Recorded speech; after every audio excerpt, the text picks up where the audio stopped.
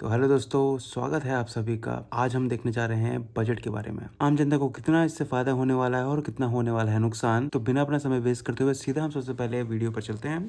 तो here we go, let's start it. इस साल मेरी बजट से एक्सपेक्टेशन है 0। मिडिल क्लास को इस बजट में कुछ नहीं मिला।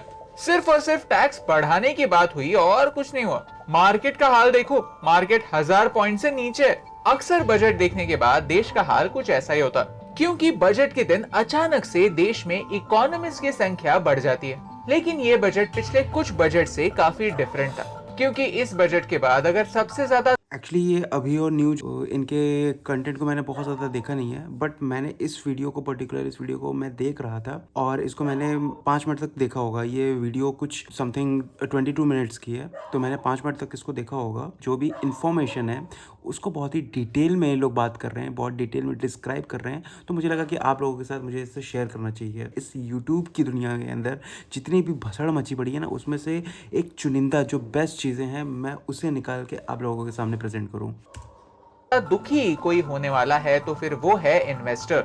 इस साल फोकस फ्रीबीज पर नहीं था, टैक्स रिडक्शन पर भी नहीं था।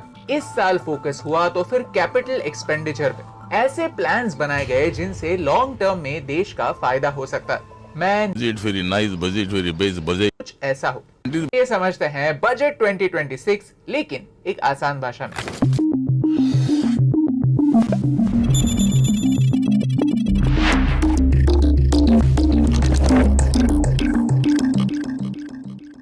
सरकार हमारे पैसों को वेस्ट करती है। देश में इतने अमीर लोग हैं तो देश में इतनी गरीबी क्यों? अगर मेरा टैक्स वेस्ट ही होने वाला है तो फिर मैं टैक्स पे ही क्यों करूं? इस सज्जन को क्या तकलीफ है भाई? 1 फरवरी भारत के लिए काफी इम्पोर्टेंट दिन होता है, क्योंकि आज के दिन देश का हर एक इंसान इन सवालों के एग्जैक्ट जवाब दे सकता है सिर्फ एक डॉक्यूमेंट पढ़कर। क्योंकि आज हमारी finance minister union budget present करती है। लेकिन मैं कॉमर्स जो भी आप लोगों में से जो कि अभी यंग हैं और इसके बारे में बहुत ज़्यादा नहीं जानते हैं, 1 फरवरी को आप मार्क कर लीजिए अपने माइंड के अंदर। जो अपना इंडिया का बजट है वो रिलीज किया जाता है, कॉमन लोगों के सामने प्रेजेंट किया जाता है। और अगर आपको इसके बारे में नहीं पता था तो शायद आपको नई जानकारी मिली होगी, तो कमेंट में थैंक्स लिखिए। बैकग्राउंड से हूं नहीं ना, तो फिर मुझे बजट कैसे समझेगा? Tension not, I am a CA और मैं ये कॉन्फिडेंटली कह सकती हूँ कि बजट उतना डिफिकल्ट नहीं जितना लगता है। कुछ कॉन्सेप्ट समझने होंगे बस। आज हमारा टारगेट ये है कि बजट को इतना सिंपल बनाना है कि एक 10 साल का बच्चा भी इसे समझकर सही सवाल पूछ सके। क्योंकि ये एक डॉक्यूमेंट से हमें 3 मुद्दे पता चलते हैं। सरकार कहाँ से पैसा कमाने वाली है, सरकार पैसे कहाँ खर्च करने वाली है और इकोनॉमिक ग्रोथ के लिए सरकार का विजन क्या है। और ये 3 मुद्दे अगर आप समझ गए तो आप एक स्मार्ट और जिम्मेदार नागरिक बन सकते हैं। वीडियो के एंड में हम ऐसे ही सवाल सरकार से पूछेंगे जरूर। तो अगले चंद मिनटों के लिए हमारा साथ दीजिए। एक एंटरटेनिंग तरीके से समझते हैं कि बजट 2026 है क्या। आपका टाइम इंपॉर्टेंट है और अगर आप सीधे नंबर्स के बारे में जानना चाहते हैं तो इस टाइम स्टैम्प तक स्किप कर दीजिए। हमारे चैनल पर आपको मिलेंगे सीधे जवाब, नो बकवास। अगर आप कॉम्प्लेक्स चीजों के सिंपल जवाब चाहते हैं तो चैनल को सब्सक्राइब कर दीजिए। आपको बस 2 सेकंड लगेंगे, लेकिन इससे इकोनॉमिक्स के बारे में ऐसे ही वीडियोस बनाने का हमें हौसला मिलता है। चैप्टर 1, फैमिली की प्लानिंग। इंडिया का प्रॉब्लम क्या है पता है? कि बजट जैसी इंपॉर्टेंट चीजें हमें आसान भाषा में समझाने वाला कोई है ही नहीं। चलो एक एग्जांपल लेते हैं। आप एक जॉइंट फैमिली में रहते हैं। आपके फैमिली में आपके पिता इंचार्ज हैं और माँ सारे खर्चे देखती है। फैमिली का हर सदस्य कोई ना कोई प्रोफेशन करता है। आप सब लोग महीने की 1 तारीख को आपकी सैलरी माँ के पास लाकर दे देते हो और फिर डिनर के समय बातचीत करते हो कि इम्पोर्टेंट खर्चे क्या क्या आने वाले हैं। छोटा भाई कहता है बहुत टाइम से कहीं घूमने नहीं गए, चलो मनाली जाते हैं। बड़ा भाई कहता है अरे इस साल मेरी शादी है, उसकी प्रेपरेशन करनी है, खर्चा वहाँ भी तो होने वाला है। पापा कहते हैं कि पहले ये देखो कि घर की छत टपक रही है। और फिर मम्मी डिसीजन लेती है कि घर की प्रायोरिटीज क्या क्या है, घर का पैसा कौन सी चीजों में पहले खर्च होना चाहिए। That's it. बजट आसान भाषा में यही तो होता है। एक देश एक बड़ा परिवार होता है जहाँ टैक्सेस के तौर पर सारे सिटीजन्स कंट्रीब्यूट करते हैं और हर एक की डिमांड अलग अलग होती है, हर एक की प्रायोरिटी अलग अलग होती है। लेकिन सरकार को डिसीजन लेने होते हैं कि क्या अर्जेंट है और क्या नहीं, क्या देश की प्रायोरिटी है और कौन सी चीजें रुक सकती हैं। और इसके लिए अनलिमिटेड पैसा नहीं होता। बाय द वे, अब तक एडिट कैसा लग रहा है? आज संडे है और हमारी सारी एडिट टीम संडे को भी काम कर रही है ताकि हम अच्छे एनिमेशंस के साथ आपको बजट प्रेजेंट कर सकें। अगर आप हमारी टीम को एनकरेज करना चाहते हैं तो एक बार नीचे कमेंट्स में गुड एडिटिंग लिख दीजिए। अब बजट की बात करें तो 3 अलग अलग टाइप्स के बजट्स होते हैं। पहला है सरप्लस बजट, जहां आपके इनकम ज्यादा है और खर्चे कम है।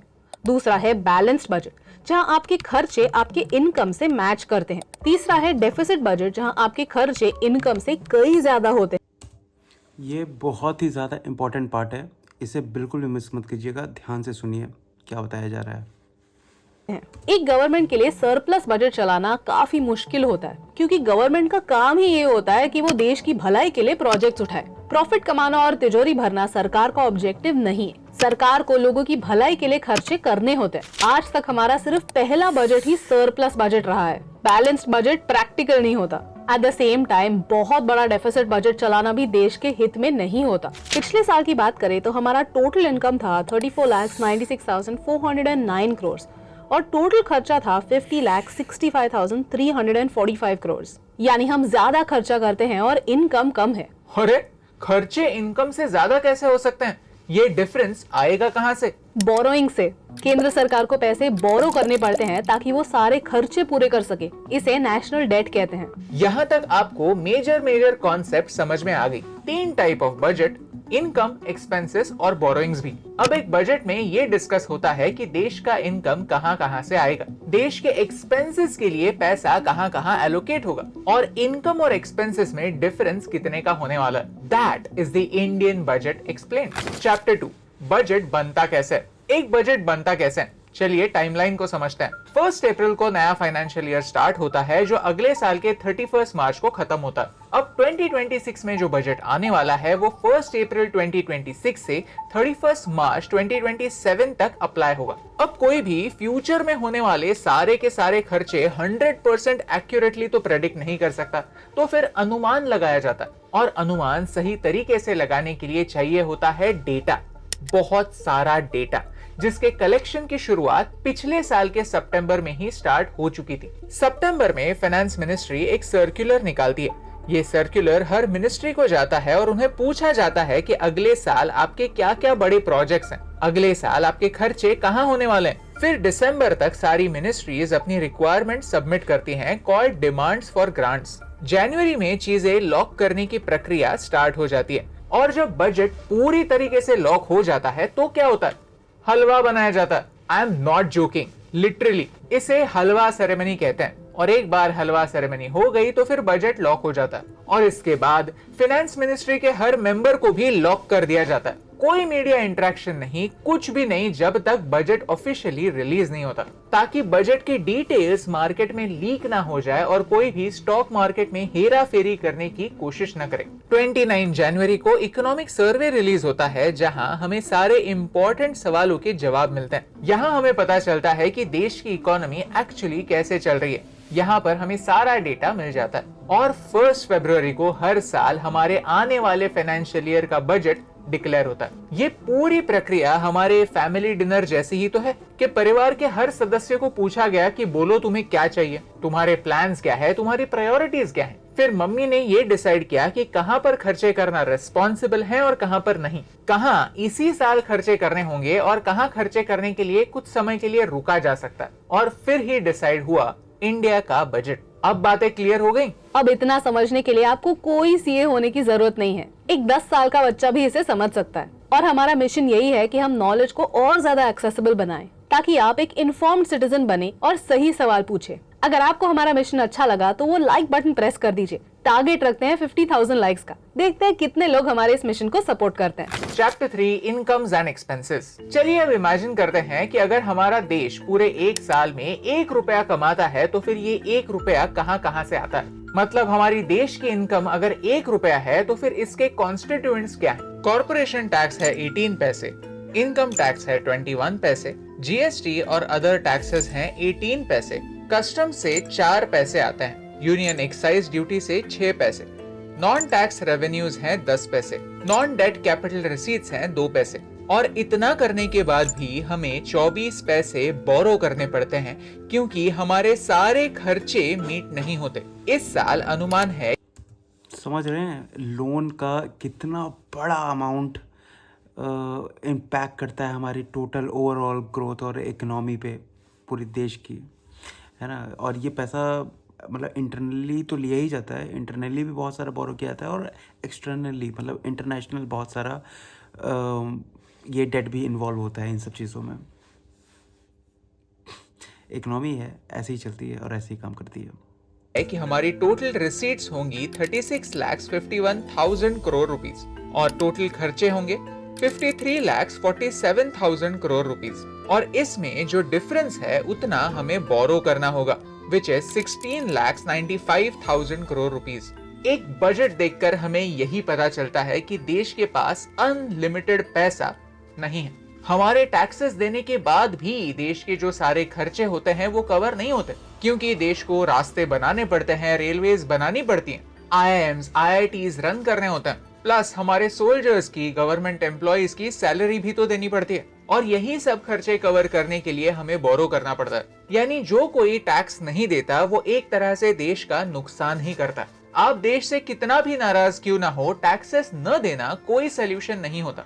सोल्यूशन एक ही होता है कि हमारे टैक्सेस का सही इस्तेमाल हो, ये देखना, जिसके लिए अगले डिटेल्स काफी इंपॉर्टेंट होता है। और ठीक उसी तरह समझते हैं कि खर्चे कहाँ कहाँ होने वाले हैं। चलिए अब देखते हैं कि सरकार सबसे ज्यादा पैसा कहाँ खर्च करने वाली है। नंबर 1, सबसे ज्यादा पैसा जाएगा मिनिस्ट्री ऑफ फाइनेंस को, दैट्स ₹19,72,000 करोड़, और इसमें से इंटरेस्ट पेमेंट्स ही 14,03,000 करोड़ हैं। मिनिस्ट्री ऑफ फाइनेंस वापस कुछ पैसे स्टेट गवर्नमेंट्स को ट्रांसफर करती है, this amount is 3,94,000 crore. Number 2 पर है ministry of defence at 7,84,000 crore, out of which defense pensions is 1,71,000 crores and capital expenditure is ₹2,19,000 crores। आशा है कि ये सारे पैसे सिर्फ इंपोर्ट्स पर ना बहा दिए जाए और इंडियन मैन्युफैक्चरर्स को भी इसका कुछ लाभ मिले। Number 3, ministry of roads and highways को ₹3,09,000 crores मिले हैं, जो मेजरली न्यू कंस्ट्रक्शन में यूज होंगे। लेकिन भारत के नागरिकों के पास 0% ड्राइविंग स्किल्स हैं। इस पर मिनिस्ट्री कब फोकस करेगी, आई डोंट नो, क्योंकि ड्राइवर एजुकेशन पर कोई भी पैसा बजट में मुझे नहीं दिखा। नंबर 4, रेलवेज को ₹2,81,000 करोड़ मिले, जो मेजरली कैपिटल एक्सपेंसेस पर खर्च किए जाएंगे, क्योंकि सच तो ये है कि रेलवेज को जो भी रेवेन्यू आता है उससे वो बेयरली अपने रेवेन्यू एक्सपेंसेस मीट कर पाते हैं, जिसके बारे में हमने इस वीडियो में बात की है। तो ट्रेन, ट्रैक, सिग्नल अपग्रेड्स को सेंटर को ही फंड करना पड़ता है। नंबर 5 पर ministry of consumer affairs and public distribution at ₹2,39,000 crore, out of which MSP subsidy is ₹2,28,000 crore.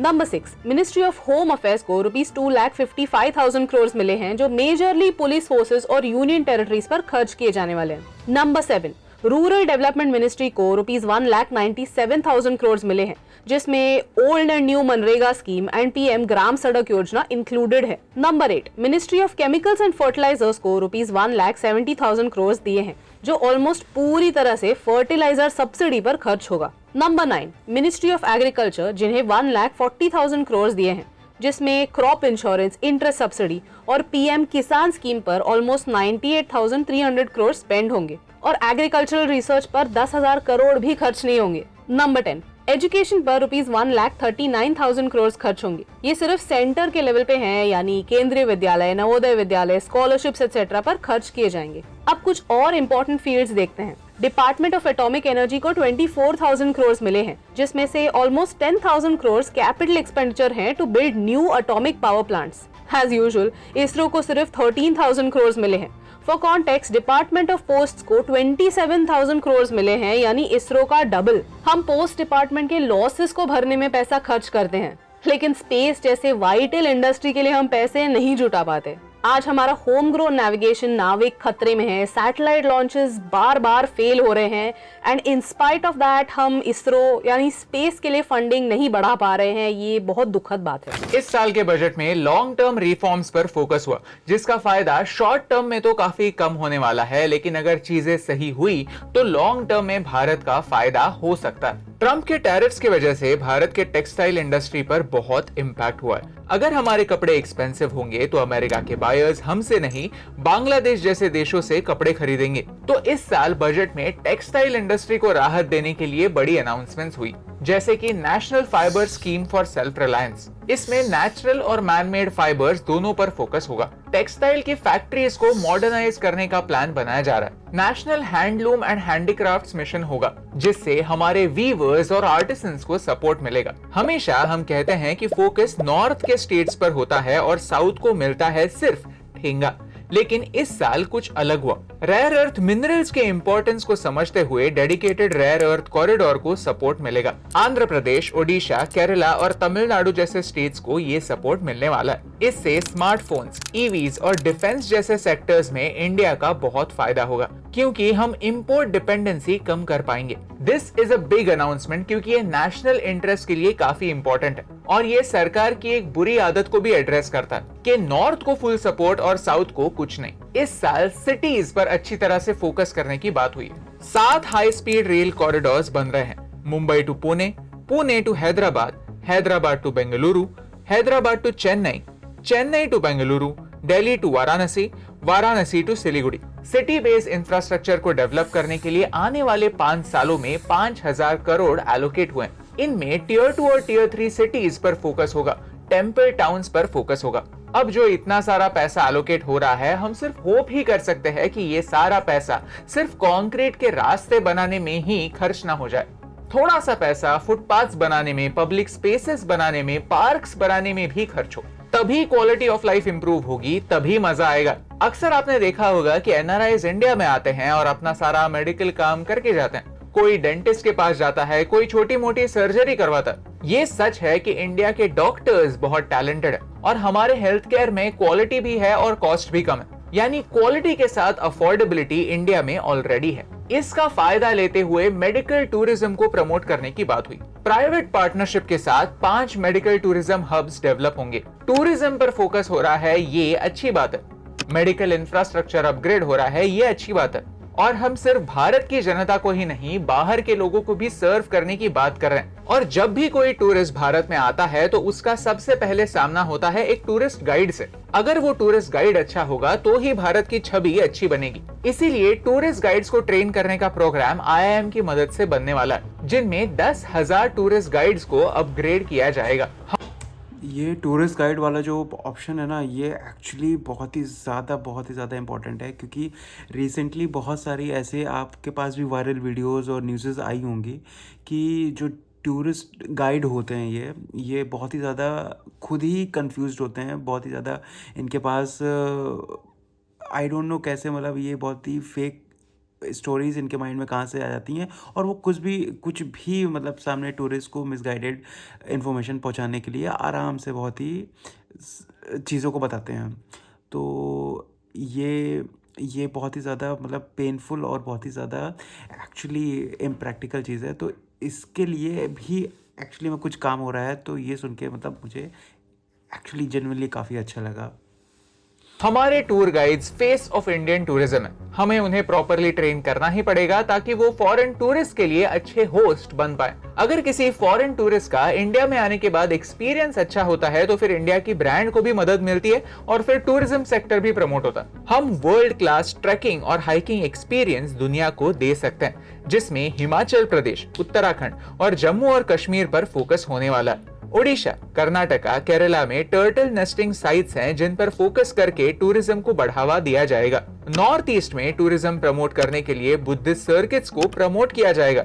Arunachal Pradesh, Sikkim, Assam, Manipur, Mizoram, Tripura जैसे स्टेट्स को इससे फायदा होगा। टूरिज्म इंडस्ट्री को प्रमोट करने से एम्प्लॉयमेंट भी बढ़ती है और काफी इंपॉर्टेंटली डॉलर्स जिनकी हमें सख्त जरूरत है वो भारत में आता है। I am happy to tell you कि इस बजट में मेंटल हेल्थ की भी बात हुई। नॉर्थ इंडिया में कोई भी बड़ा नेशनल इंस्टीट्यूट जो मेंटल हेल्थ पर फोकस करता है ही नहीं। तो नॉर्थ इंडिया में निम्हांस 2 एस्टैब्लिश होगा और रांची और तेजपुर में रीजनल हब्स भी होंगे। All of these are great ideas, लेकिन अगर आपने नोटिस किया होगा तो इन सारी आइडियाज को एग्जीक्यूट करने में टाइम लगने वाला है। इनमें से कोई भी चीज शायद 1 साल में नहीं हो पाएगी। तो ये काफी लॉन्ग टर्म के काफी नोबल प्लान्स है, लेकिन इतनी सारी बड़ी बड़ी अनाउंसमेंट्स करने से क्या फर्क पड़ता है अगर हम एग्जीक्यूशन में ही मात खाने वाले हैं। तो ये सब सुनने के बाद क्या आप इस साल के बजट से खुश हैं? चलिए कमेंट्स में डिस्कस करते हैं। Chapter 4 conclusion. अब वीडियो के एंड में मुझे आपका अंडरस्टैंडिंग समझना है। एक्सपेंसेस 2 तरह के होते हैं, कैपिटल एक्सपेंसेस और रेवेन्यू एक्सपेंसेस। कैपिटल एक्सपेंसेस यानी वो एक्सपेंसेस जो एक बार होते हैं और जिनसे कोई एसेट बनता है, और रेवेन्यू एक्सपेंसेस यानी रिपीटिंग एक्सपेंसेस। फॉर एग्जांपल, अगर आप आपके घर में सोलर पैनल्स लगाते हो तो वो आपके लिए हो गया कैपिटल एक्सपेंस, क्योंकि ये खर्चा आप एक ही बार करोगे और उसका फायदा आपको आने वाले कई महीनों के लिए, कई सालों के लिए मिलता रहेगा। Now that is an asset, एक बार खर्चा और फायदा एक लॉन्ग पीरियड के लिए। और रेवेन्यू एक्सपेंसेस होते हैं रिकरिंग एक्सपेंसेस। फॉर एग्जांपल, आपके गैस का बिल, बिजली का बिल या फिर बाई की सैलरी एटसेट्रा। ये सारे खर्चे भी इंपॉर्टेंट तो हैं, लेकिन इन खर्चों से कोई भी एसेट नहीं बन रही है। आपने इस महीने इलेक्ट्रिसिटी का बिल भरा, इसका मतलब ये नहीं कि आपको अगले महीने इलेक्ट्रिसिटी फ्री है। ये जो बिल्स हैं ये हर महीने आते जाएंगे। These are revenue expenses। अब आपके लिए सवाल ये है कि देश के अलग अलग एक्सपेंसेस को आप कैसे डिवाइड करेंगे। मैं आपको अलग अलग एक्सपेंसेस की लिस्ट देता हूँ और आप मुझे बताएंगे कि इनमें से कैपिटल एक्सपेंसेस कौन से हैं और रेवेन्यू एक्सपेंसेस कौन से। Scholarships for students, salaries to government employees, Rafale jets for Indian air force, funding atomic energy power plants, fertiliser subsidies, construction of new AIIMS hospital, improving railway signalling systems. चलिए, अब आपने ये सारी चीजें सुन ली। अब हम वीडियो को पॉज करेंगे और आप मुझे बताइए कि इनमें से कौन से एक्सपेंसेस कहां पर जाने चाहिए।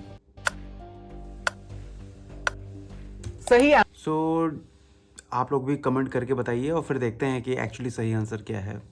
आंसर्स ये हैं। अब आप मुझे बताइए कि आप इनमें से कितने सही आंसर्स प्रेडिक्ट कर पाए। कमेंट कीजिए एंड बी ऑनेस्ट। वीडियो की शुरुआत में हमने कहा था कि हम कुछ सवाल पूछेंगे, so here we go. Bharat का प्रॉब्लम क्या है पता है? भारत जो एनालिसिस करता है, जो डिटेल्ड रिपोर्ट्स बनाता है, वो उनके खुद के लोग भी नहीं पढ़ते जो लोग इस पर एक्चुअली एक्शन ले सकते हैं। For example, the economic survey of India, जहां हमारे लोगों ने भारत के एक्चुअल प्रॉब्लम्स को आइडेंटिफाई किया था। उनमें से एक प्रॉब्लम है फॉलिंग रूपी। डॉलर के मुकाबले रूपी कंसिस्टेंटली क्यों गिर रहा है? इकोनॉमिक सर्वे में एक बार नहीं, बार बार मेंशन किया था कि जब तक हम ग्लोबली कंपेटिटिव नहीं बनते, जब तक हमारे एक्सपोर्ट्स नहीं बढ़ते, जब तक एग्रीकल्चरल सेक्टर रिफॉर्म नहीं होता, तब तक हम फॉरेन रेमिटेंसेस और फॉरेन इन्वेस्टमेंट पर निर्भर रहेंगे। लेकिन इसके बारे में बजट सेशन में ज्यादा कुछ मेंशन हुआ ही नहीं। अगर जो प्रॉब्लम है उन पर हम बात ही नहीं करेंगे तो उन्हें सॉल्व कैसे कर पाएंगे? मानो हमारा एटीट्यूड है प्रॉब्लम को इग्नोर करो और करते रहो। That's it। इस पूरे वीडियो में हमने एक फैमिली का एग्जाम्पल लेकर समझा कि बजट काम कैसे करता है। अगर एक फैमिली को घर की सारी जरूरतें पूरी करनी है तो इसकी जिम्मेदारी घर के हर सदस्य पर होती है। मतलब हर एक मिनिस्ट्री की होती है। हर एक मिनिस्ट्री को अपने डिपार्टमेंट के सबसे इम्पोर्टेंट प्रॉब्लम्स को आइडेंटिफाई करना होता है। वो प्रॉब्लम को सॉल्व करने के लिए कितने खर्चे होने वाले हैं ये सोचना पड़ता है और उन्हें प्रायोरिटाइज करके फाइनेंस मिनिस्ट्री तक पहुंचाना पड़ता है। For example, Indians are terrible drivers. RTO reforms, driver education, ये मिनिस्ट्री ऑफ रोड ट्रांसपोर्ट के अंडर आता है। अगर वो इसे प्रायोरिटाइज ही नहीं करते तो इसमें फाइनेंस मिनिस्ट्री कुछ नहीं कर सकती। मिनिस्ट्री ऑफ एक्सटर्नल अफेयर्स के एलोकेशंस मुझे कभी नहीं समझेंगे। बांग्लादेश पिछले कुछ सालों में एक ओपनली हॉस्टाइल नेबर बन गया है। हर दिन भारत के अगेंस्ट कोई ना कोई स्टेटमेंट देता है, लेकिन फिर भी बजट में हमने उन्हें 60 करोड़ रुपीस का एड दिया है। I don't even understand. वो तो हमारे इलेक्ट्रिसिटी बिल्स भी सही क्या सही है एक्चुअली? में एक मिनट फिर से इसको सुनते हैं। मतलब हमारी गवर्नमेंट ने बजट के अंदर 60 करोड़ का एड दिया है बांग्लादेश को। On the basis of what?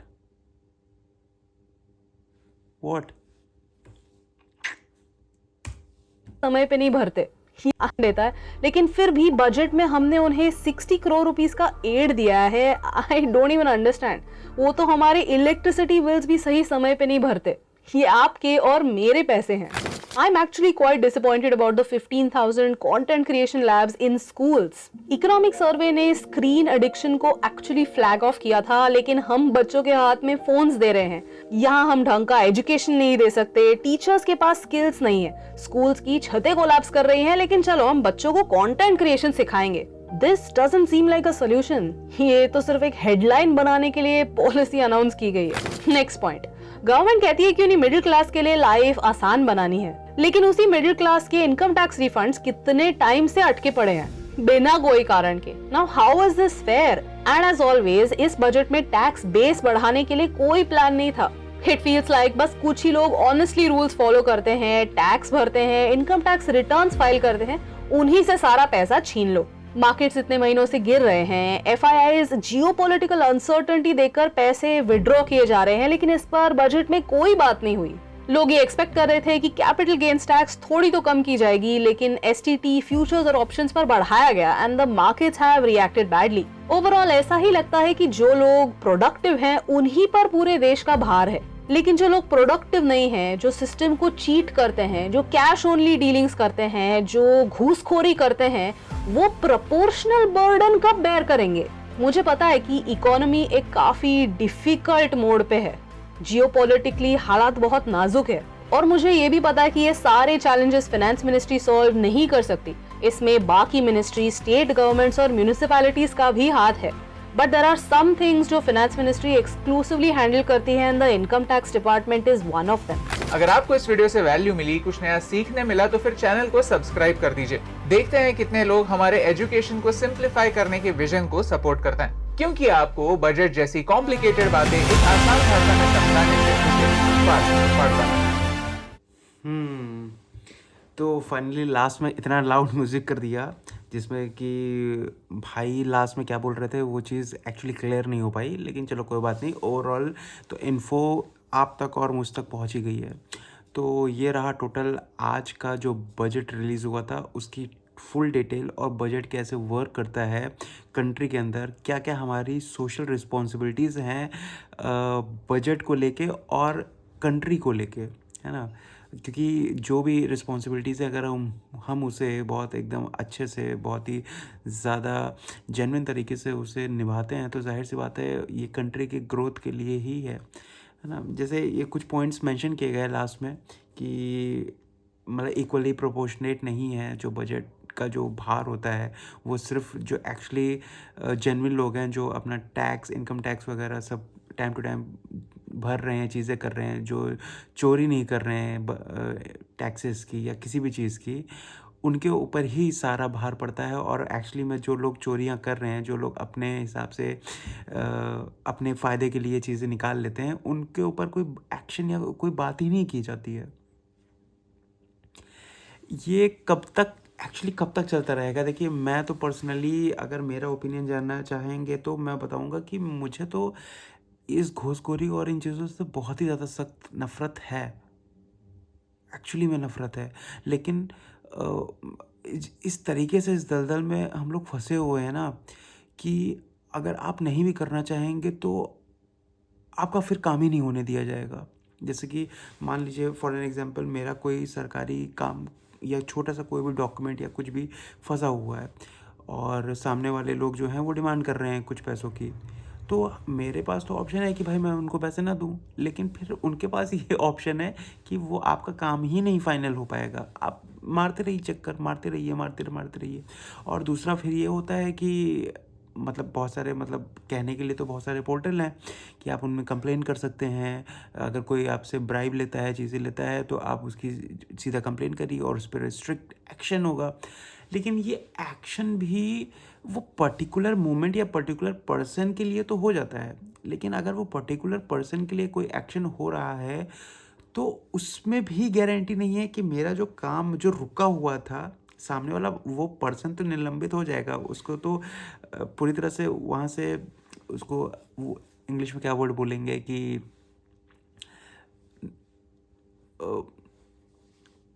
निलंबित को जो भी बोलते हो, मतलब उसको वहाँ से हटा दिया जाएगा।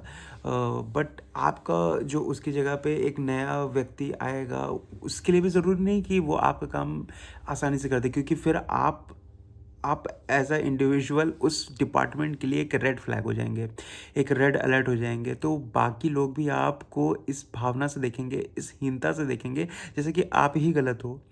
उस डिपार्टमेंट के लिए आप एक मुजरिम हो जाओगे, मतलब ऐसा लगता है कि जैसे कि आपने ही गलत किया था, उसकी शिकायत करके आपने गलत कर दिया कुछ।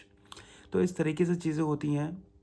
तो ये घूसखोरी, ये जो चोरी है ना, ये तो अभी जब तक एक्चुअली में गवर्नमेंट ही स्ट्रिक्ट एक्शंस नहीं लेगी, क्योंकि मुझे ऐसा लगता है कि गवर्नमेंट दिखाने के लिए तो चला रही है ना, कि कैंसर हॉस्पिटल्स खोल रही है, लेकिन पीछे से सारा कैंसर बनाने का जो सामान, प्रोडक्ट्स हैं, उनको भी पूरी तरह से बैकअप, मतलब बैक एंड सपोर्ट पूरा मिल रहा है।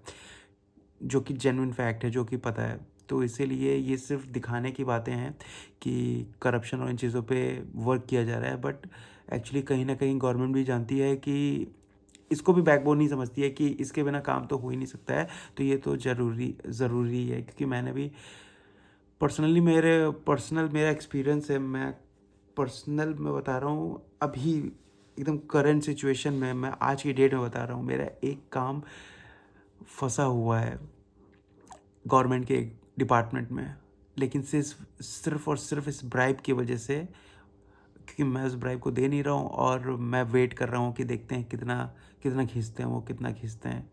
बट मुझे लगता है कि फाइनली अगर कुछ नहीं होगा इसका सोल्यूशन, तो मुझे भी वो ब्राइब दे के अपना काम को करवाना पड़ेगा। कोई सोल्यूशन नहीं बचता है मेरे पास उसके लिए, क्योंकि मुझे फाइनली काम तो करवाना ही ना अपना। कब तक मैं वेट करूँगा? मैं गवर्नमेंट के सहारे या उस डिपार्टमेंट जो एंटी करप्शन डिपार्टमेंट होता है उसके सहारे तो नहीं बैठ सकता, क्योंकि एंटी करप्शन जो बंदा आपसे ब्राइब ले रहा है उसको पकड़ने का काम करता है, लेकिन एंटी करप्शन डिपार्टमेंट इस चीज़ की गारंटी नहीं लेता है कि मेरा जो काम रुका हुआ है वो फाइनली हो जाएगा। तो दिस इज़ इट, ये सच्चाई है ना। बाकी आपको ये मेरा लास्ट का जो प्रवचन थे वो कैसे लगे? कि मुझे लगा कि मेरे मन में एक बात चल रही है तो उसे आप लोगों के सामने प्रेजेंट करना चाहिए, तो मैंने वो किया। बाकी आपको सही लगता है, नहीं लगता है, जो भी लगता है, जैसा भी लगता है, आप प्लीज़ कमेंट बॉक्स आपके लिए खुला हुआ है, कमेंट में उसको बताइए। और मैं और भी कैसी नई और चीज़ों पे, इंफॉर्मेटिव चीज़ों पे रिएक्शन देते रहूँ, अपने ओपिनियंस आप लोगों के सामने रखूँ, उसके लिए भी आप सजेशन दे सकते हैं। जैसे कि अब तक आपने देखा होगा कि मैं फ़िल्म और एंटरटेनमेंट रिलेटेड चीज़ों पर रिएक्ट कर रहा था, बट फर्स्ट टाइम मैंने सोचा कि आज इंडिया का बजट पास हुआ है, तो इस पर भी हमें कुछ डिस्कशन करना चाहिए, क्योंकि ये भी बहुत ही ज़्यादा इम्पॉर्टेंट है आपके और मेरे, हम सब के लिए। तो मैंने किया। बाकी अगर इस तरीके से आपको और भी कंटेंट चाहिए, अगर आपको लगता है कि मैं सिर्फ एंटरटेनमेंट को ही ना पकड़ के ओवरऑल जो भी कंट्री में या इंटरनेशनल नेशनल जो भी चीज़ें चल रही हैं, करंट अफेयर्स, करंट सिनेरियोज, उसके ऊपर भी अपने वर्डिक्ट, अपना रिएक्शन, अपने कमेंट्री दूं, तो प्लीज़ कमेंट बॉक्स में बताइए और चैनल को सब्सक्राइब करिए, जिससे कि मुझे ऑलरेडी पता ही चल जाएगा कि इस वीडियो के थ्रू कितने सब्सक्रिप्शन मेरे पास आए, कितने लोगों ने मुझे सब्सक्राइब किया। तो मुझे पता चल जाएगा कि हाँ, आप लोग अग्री करते हैं कि हाँ, हमें मिलना चाहिए, इस टाइप का भी कंटेंट हमें मिलना चाहिए। सिर्फ एंटरटेनमेंट ही हमारा नहीं एक नीश होना चाहिए, क्योंकि एंटरटेनमेंट मेरा भी कोई एक नीश नहीं है। मैं एक इंडिविजुअल हूँ। मैं हर वक्त सिर्फ एंटरटेनमेंट ही अपने दिमाग में नहीं फीड करता। मैं मल्टीपल चीज़ों से घिरा हुआ हूँ। मल्टीपल चीज़ें मुझे इम्पैक्ट करती हैं डायरेक्टली। तो वो मल्टीपल चीज़ें मुझे लगता है कि इस चैनल पे भी दिखनी चाहिए, क्योंकि ये किसी नीश को बिलोंग नहीं करता। ये चैनल बिलोंग करता है मेरी पर्सनैलिटी या मेरे ओपिनियंस या मेरे जो भी चीज़ें मुझे इम्पैक्ट करती हैं, वो सभी चीज़ें इस पे दिखेंगी आपको सामने से।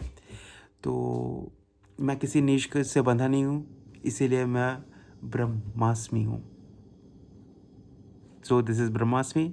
आज के लिए this is it. I am signing off. अगर वीडियो अच्छा लगा है तो लाइक, सब्सक्राइब, शेयर सब कर दीजिए। मिलते हैं कल किसी और वीडियो में। तब तक के लिए bye bye bye bye bye bye.